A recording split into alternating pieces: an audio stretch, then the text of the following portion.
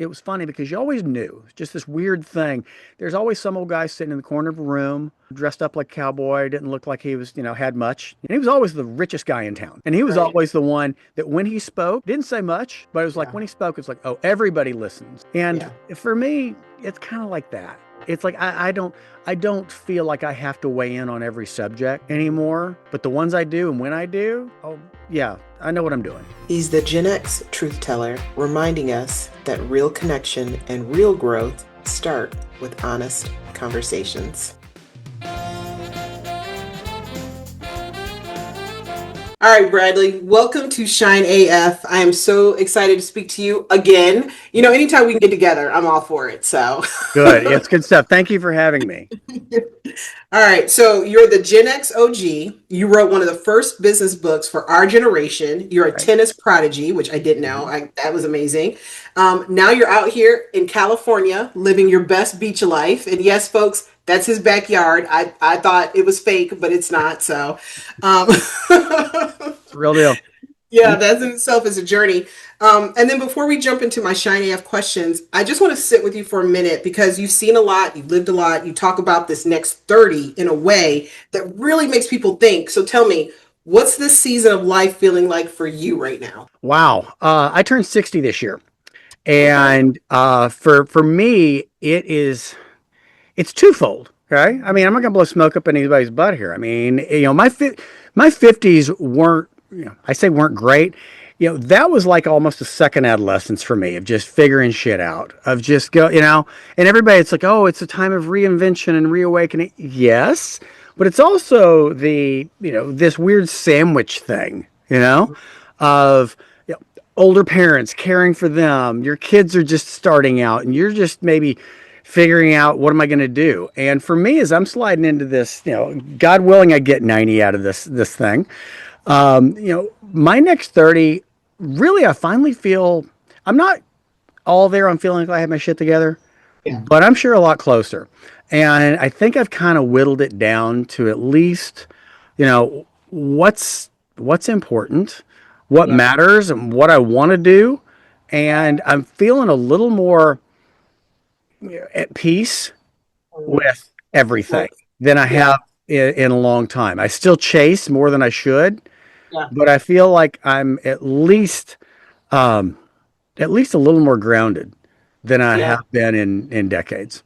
Do you feel like you've checked some things off your life list, if you will? I don't want to call it a bucket list, but Yeah. like we all have these things where at 30 I'm gonna do this, at 40 I'm gonna do this, at 50 I see myself this. Do you feel like you've checked off a lot of those boxes? No, but what I did, no, no, no, I don't. But what I did was, it's interesting because I've always been a list guy. Yeah. You say the check the list thing. So it was about 15 years ago. I was 45. I just gotten divorced and just kind of, great. I'm free on parole. I can have my life now. I can do this. And I thought, all right. And I put down like a genuine bucket list of things that I had wanted to do. And I'd already been pretty accomplished to that point. I've written, I've had book deals with Random House. I've had bestsellers. I've been all over. I've done a lot of things. I've been in the right rooms. But for me, it was at that time, I wrote a list of what were genuine bucket list. You could say is genuine bucket list items. And they were either acquisitions, things I wanted to have, wanted to do, where I wanted to go, all that. And I've had a few, but now, and I did this a few months ago, and I guess at this point in life, it's a revised bucket list. And it's a hell of a lot more mature. And Nice. rather than checking a lot of things off, I let a lot of things go and revised it. And I like. so it wasn't like, oh well, I want to have this and I want to have this stuff and two houses and then the bike and all the stuff. There's only two things on it anymore that I want. They're like material items that I want. Okay. The achievements that I want, there's only one egocentric achievement that I really want to do of things like, hey, no, that's for me. That's like, I want to do this. Yeah. Um, the rest of them are more life list, you know? I want to go out and have a good relationship with my kids. I want to actually have some more friends. I actually want to go see and do and explore and constantly be learning. It's funny. It's just the things I've done, they sound much simpler, and they Yeah. are, rather than the I've got to have this and do this, and it, it's just it's a totally different list than how I look and view things now because, and Yeah. I'm still chasing, but I just had to let a lot of stuff go. You're not skydiving, jumping out of a plane anytime soon. No, no, no. I mean, and that's it. There are things like that, or I want to have. Yeah. You know, no, no. I mean, there's some of those things, but I think the thing that I've learned in all of this is, in some weird form or fashion, you end up getting these things, but they just don't look like you thought. You know, I Yeah. think that's a lot of it. I look at that and go, oh, well, I have done some of these things, but they Mhm. just how I came about them or how they looked, it was very different. Yeah. And it's just now, and the thing, it's again, it it's a scary deal when you do the math statistically. Okay, Mhm. God willing, I've got 20 years. Okay, I'm gunning for 30 plus, but you Yeah. don't know.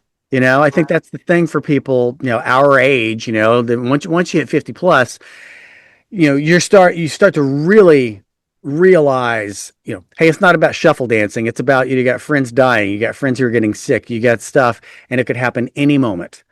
Yeah. And so it's the all right, um I want to make the most of it and just what I truly appreciate.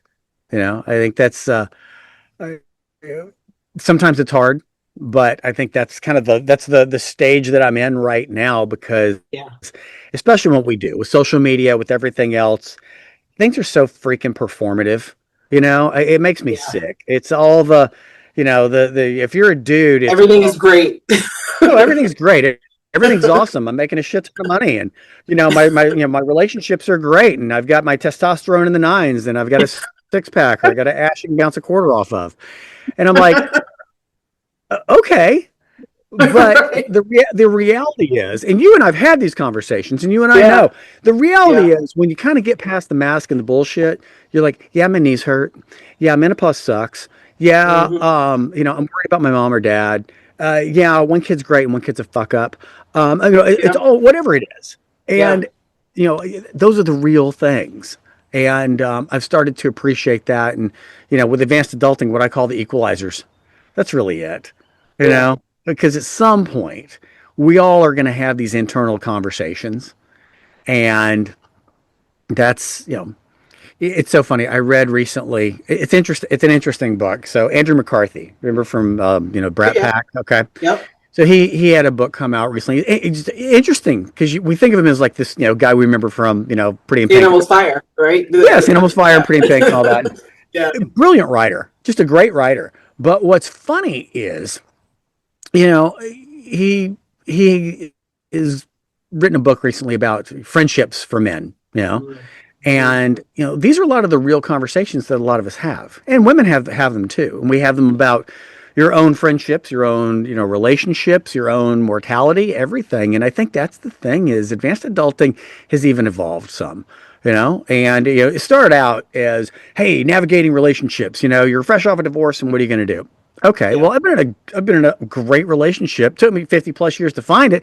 I've been in one for 5 years. It's fantastic. Okay, you don't give a shit about dating once you find that. Okay, Yeah. um, but you just start to really internalize the conversations of you know that are the bigger conversation. They're bigger, but they're much simpler and much more Hmm. compact. And that long ass way of answering. That's what I'm doing right now. That's my bucket list and where I'm Yeah. at right now. Yeah. No, but I love that. And I always have love these conversations with you because just the way you approach age is just so simple.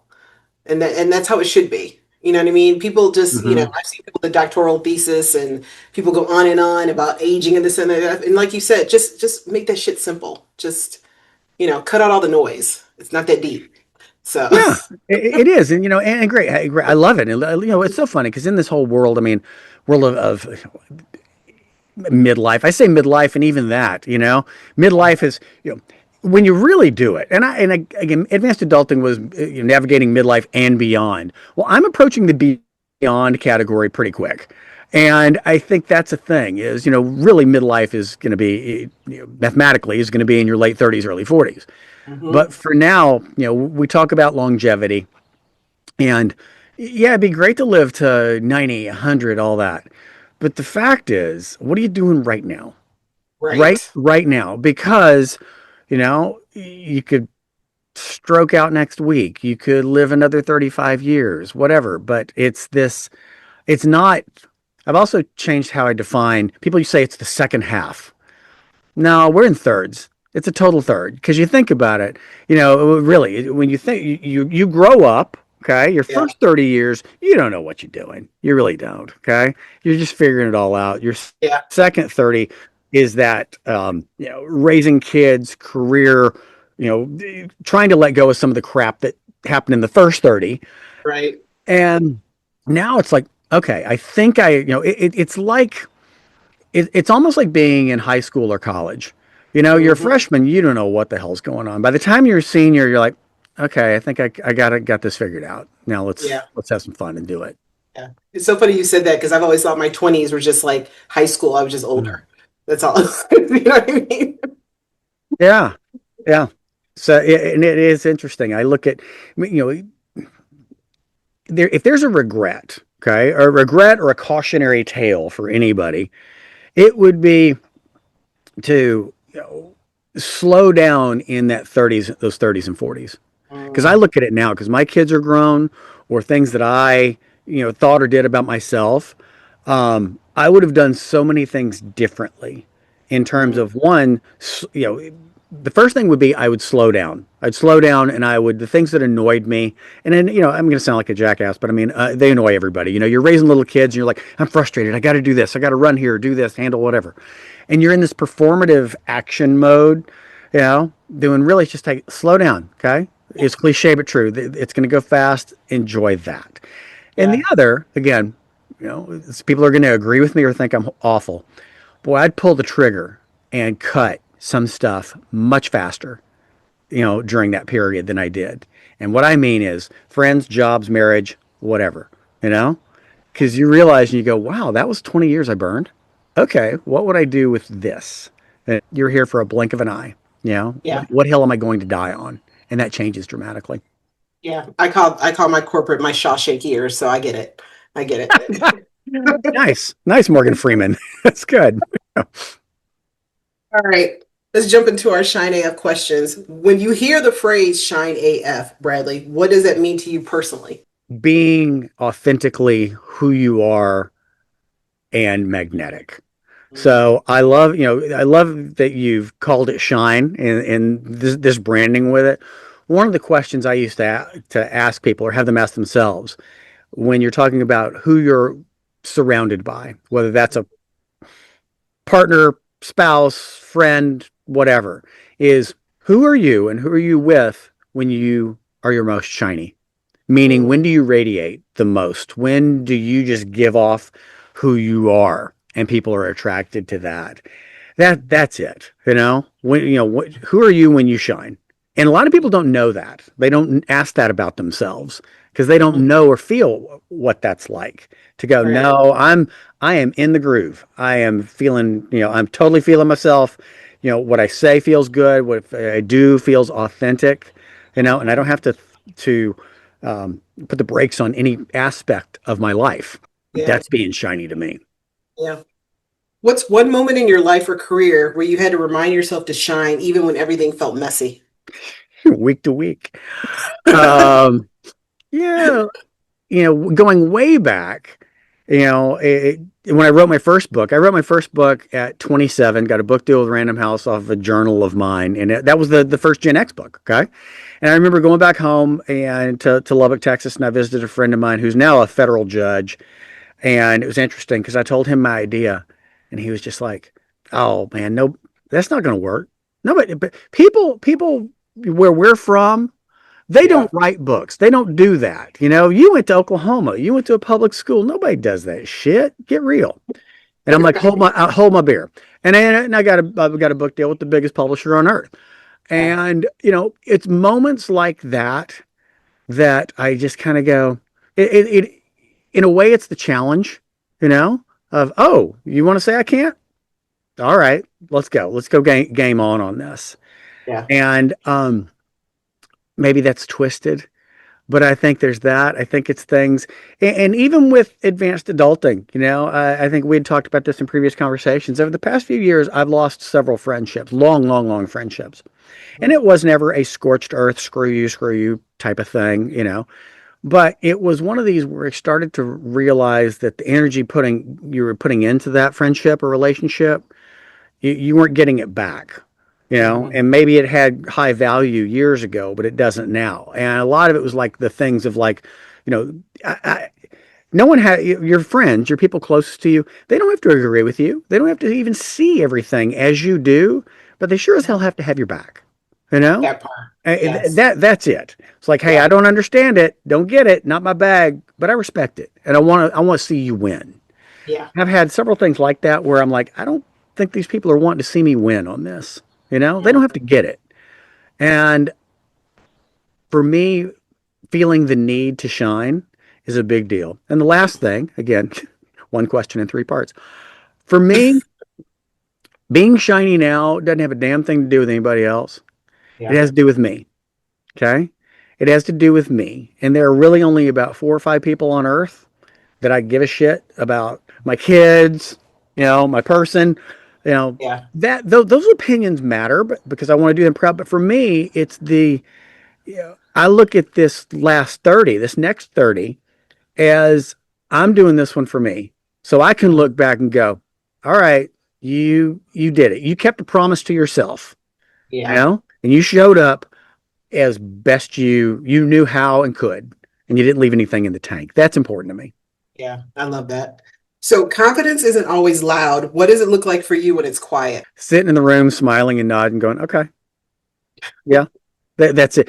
I told you I grew up in West Texas, Yeah. and so funny. You always knew, you know.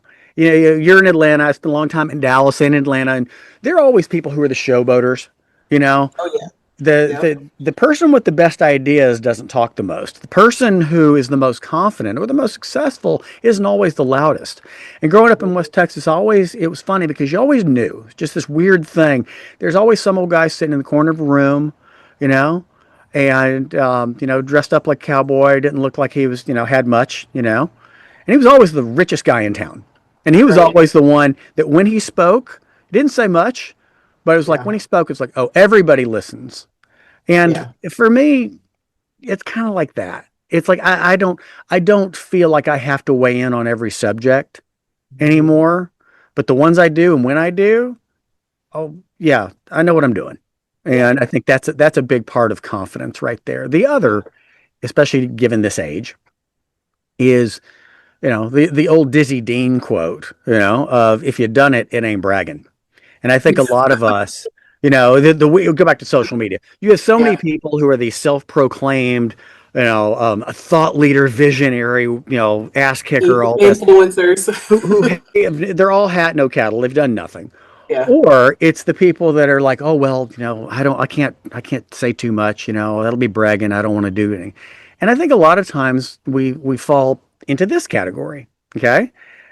Because it's well, I've done it. Well, nobody's going to value that. That's not that big a deal. I don't think so much. No, if you've done it, to someone, it's a big deal. You may discount it. And I think we discount ourselves too much. Yeah. Yeah. I agree. Who or what helps you get your shine back when life tries to dim it? Small wins, small Mm. wins. I think that's the thing. I mean, and I fall victim to this. And, I was having a conversation with, or a couple of days ago on this is, boy, the home, boy, everybody loves the long ball. Boy, everybody loves the home run. And we all, shoot for those, but sometimes it's the fundamentals. And Mhm. sometimes it's hey, I just need one win. I need two. One win begets two, begets three, begets a trend, Yeah. begets you're back on the horse. And I think that's it. And then in the extreme, you get your title of shiny AF. Mhm. The corollary to that would be remember who the F you are. Okay? Just remember who the F you are and you got here. Okay? And Yeah. that's a big one too. And every once in a while, I have to do a complete reset on that. Yeah. You know, Yeah. some of the best advice I ever got was from one of, again, it's funny that I don't consider myself successful or anything because I abhor the whole self-proclaimed people. But I've done a lot of cool things and had some wins. But I beat myself up a lot.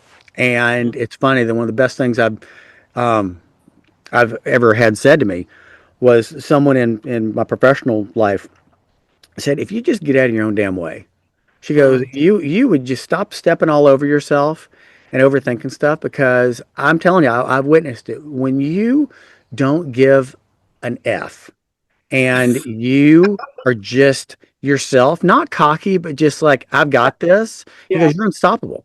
I've witnessed it. But when you yeah, start just getting in your own way and overthinking it, and he goes, it doesn't work. mm, So you just have to remember who the F you are. yeah, yeah. If someone watching this is struggling to believe in their own light, what would you tell them right now? Wow. I think you already said it. Get up, get Get the F out of your own way. out. But the other is, it's almost this reductionary thing of back to when we were 8 years old. Okay. And your parents are there going, you're special, you're unique. Now, you know, parents today have screwed the pooch on that. Like everybody's a winner and everybody gets a ribbon. But I really do believe though, the older you get, you go, you know what?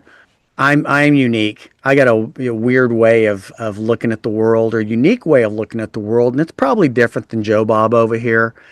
And that's okay, you know? Mhm, So that whole trusting your gut thing, man, instinct's an amazing thing, you know? And the problem is, society, life, parents, friends, exes, whatever, they pile so much shit on top of you, you forget that no, I've got a unique way of doing things that's true to me. And I think mhm, that's the thing is, whatever is true to you, that's it. And, I've said this phrase before, but it's this idea of being right. Okay. Well, I would just want to be right, or if that's not right. No, whatever's right is right for you yeah, right now. Right now. Because you know what? I told you a moment ago, my bucket list changed from 14 years ago. Okay. mhm, Right now is a totally different thing. So what's mhm. right for you right now? And that's okay. I love it. All right. If your confidence had a theme song, what would it be and why? Man, wow, I got to think about that one. My confidence had a theme song. Huh. There's a song called You're the Man. I like that. Um, yeah, that's a good one. Wow. Confidence had a theme song. Um, I'll tell you what it is now. I had to go back on this. Toby Keith, How Do You Like Me Now? Okay. That's it. Yeah. And I think that's funny. So I was in the executive search business for a long, long time. I was managing partner in one of the biggest, search firms Yeah. around, and they had a thing. It was kind of like, it was like a Wolf of Wall Street type place. But anytime you made a big placement, they had a big room, and we had, hundreds of people. You get to go in there and you ring this big ass gong, and they Yeah. put it everywhere, and everybody comes in. It's like, hey, what'd you do? What'd you do? And you had your own walk on music, so you're playing that too. And I hadn't thought about this in a long time. So, and mine was that Toby Keith, How Do You Like Me Now? And I think Mm, that's kind of it yeah. because, like I said, my maturity has been more of a, I'm doing it for me. Yeah. How do I like myself now? But there is Yeah. kind of a, FU element to, all right, all you haters, all you people who thought I couldn't, all you people who, Yeah. whatever, here you go. Yeah. And I kind I of like, love it. yeah, I love it. So, us being Gen X, thinking back to when we were younger, I could see you even rocking to like some Beastie Boys. That whole, F you and giving the finger. yeah, yeah, yeah. Yeah. So, but no, I think the Toby Keith one, that fits. We quote him a lot around here too.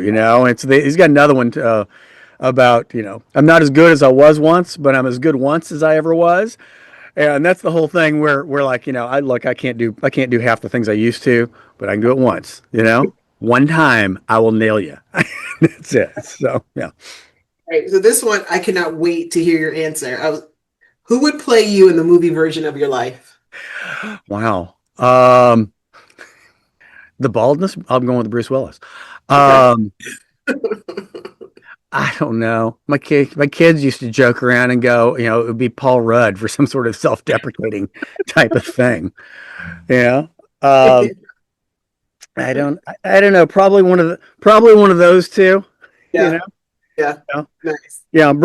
I go with Bruce Willis with a Paul Rudd, sensibility. Yeah, Yeah.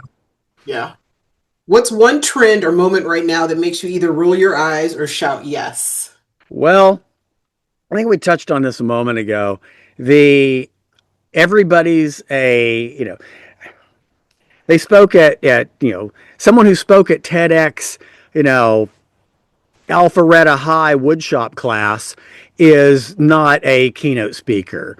You self-published a book and it was an Amazon bestseller at 2 a.m. on a Tuesday and sold 20 copies. So you're number one in a micro category. You're not a best-selling author, okay? You have to call yourself a visionary thought leader. Guess what? Brene Brown doesn't. She does pretty good. Um, that's the trend that just kicks my ass right now. And really, anybody who introduces themselves to me or puts it out there, I just kind of go, "Oh, really? Tell me more about this." And that's one where I'll confidence. That's one where I'll just kind of go, "Oh, excuse me." I'll pull the Cleavon Little from Blazing Saddles. Excuse me while I whip this out, and I will then I will tell you exactly. That's cute. Let me show you how this works, and I'll tell you my laundry list of stuff. Um, it's your actions. Yeah, That's it. yeah, And the people who I love and respect the most are the ones who they've done it. They don't have to tell you often. When they do, kind of like the old guy growing up in West Texas. When they do, it's like, oh damn, I yeah, didn't realize that. yeah, But they just let their actions kind of roll with it. yeah, And the people who will also admit, yeah, I've been up, I've been down, I screwed the pooch, I've been broke, I almost, thought about blowing my head off, I've loved, I've lost, I've done all. I love that. That's what I go, yes, that is someone who I, will listen to and respect. I don't have to live my life like yours at all. We may see life, politics, everything else very differently, but you know what? I respect that. So yeah. those are the two opposite sides of the coin. See, brother, this is why I love you because you quoted Blazing Saddles, which is one of my favorite movies of all time. So you have me there. Gen Z and millennials everywhere are cringing, but yeah, right? Yeah. Yeah. All right. Coffee, cocktails, or mocktails? What's your go-to that fuels you? Oh, coffee, 100%. Yeah. Okay. Yeah. All I'm, right. it used to be, I used to be cocktails, I love Yeah. that. But, man, something with age now, and it's not jumping on the whole influencer social media train of, I don't drink, I'm alcohol free. Good for you. Awesome. But for me, it's like my recovery now is a week long. Okay. Yeah. Two Yeah. drinks and I can't remember my name. And, yeah, for me, it's all coffee now. That's All it. right. Well, what do you put in your coffee? Everything. No, it's gonna be it's all cream. It's all whatever sweet weird half and half plus they can Yeah. find on it. But no, I don't have the crazy Starbucks order. But yeah, we're all about this. So we found this. We're in San Diego. We're in California now, and we found this half and half creamer that they only sell in like 3 grocery stores. So we'll drive 20 minutes to go get the creamer and buy 5 at a time and come here. But yeah, that's it. Love it. Love it. What's the lesson your life keeps teaching you that you want others to hear? Wow, just believe in yourself. I know that's so sounds trite. It sounds um so elementary, but really is. It really is. Just believe in yourself, trust yourself, you know. And I have a little thing I tell myself now every morning. And I'm not the go do a cold plunge and here's your 15-minute ritual. It takes one sentence as I'm getting out of bed. Okay. And that is everything is always working out for me. And Mm. it took me a long ass time. I mean, better part of 55 plus years to figure that out and to believe it. Because you look at it and you go, it's easy to go into the Chicken Little theory of like, life is shit, everything sucks, nothing's going to work. Okay, but you know what? I'm here. I'm here, Yeah. and I'm not homeless under a bridge. That relationship that I thought would break me. Yeah, guess what? I've moved a hell of a lot long. I've moved way on. Okay, and the good stuff will happen. And it may be that you're an extraordinarily late bloomer, but everything will work out for you. You're here. Okay, you got a track record of success, and yeah, I think that's important to start breaking a cycle. Hmm. All right, finish this sentence. Right now, I'm shining AF because. Hmm. Right now, I'm shining at AF because I'm finally comfortable in who I am and what I'm doing and not grasping at straws or flinging stuff on a wall to see what works. And I know my own voice. Mm, That that's why I'm shining AF right now. I love it. I love it. Thank you. This is so good. Every time I talk to you, you pour my cup a little bit more. So Thank thank you. you. That's that's that is a much appreciated compliment. Thank you. It's good stuff. Thanks, Bradley. That was Bradley Richardson reminding us that shining AF means telling the truth, staying real, and connecting with people wherever they are. Don't forget to hit subscribe and follow me at thenicolegray.com.